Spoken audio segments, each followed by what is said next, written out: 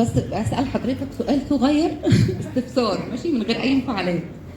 هو دلوقتي حضرتك بتقول ان هو مش فيلم وثائقي تمام ولا عمل وثائقي عموما، مفيش مشكله، بس هو معروف دلوقتي ان احنا بنرجع للدراما كمرجع، وبعدين هو اسمه نجيب الريحاني. استاذ فاضل هو اللي هيجاوب بعد اذن حضراتكم.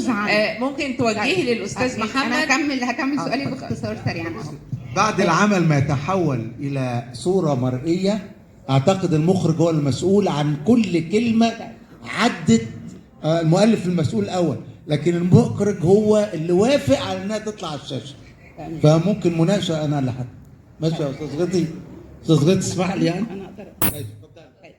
هو دلوقتي بس الفكره ان احنا لما بنحب نعرف سيره ذاتيه لحد بنرجع للعمل الدرامي لو معمول، ده بيبقى اسهل لينا خلاص زي ما قالوا، ما بنرجعش للكتب.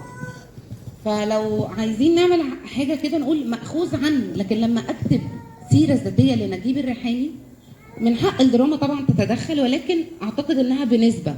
فانا سؤالي بنسبه كام الدراما متدخله في العمل اللي احنا شفناه، وبنسبه كام دي القصه الواقعيه؟ استاذن حضرتك بقى.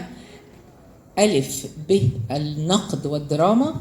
ارسطو قال ان التاريخ لا يغير الاحداث، الدراما تاخذ من الحدث وتضيف او تحذف، كده بقى اسمها دراما. كلمتين في منتهى البساطه بنعلمهم للطلبه. الدراما تاخذ تضيف او تحذف، وهذه دراما وليس فيلم تاريخي بس. طب بصي، انا فاهمه، بس حضرتك النقطه دي انا بس كل تعليقي ان زي ما قالوا بقينا بنرجع للمسلسلات الدراميه، فبس السؤال على ان في مغلوطات. انا كنت بسال سؤال بنسبه كام الاحداث؟ معلش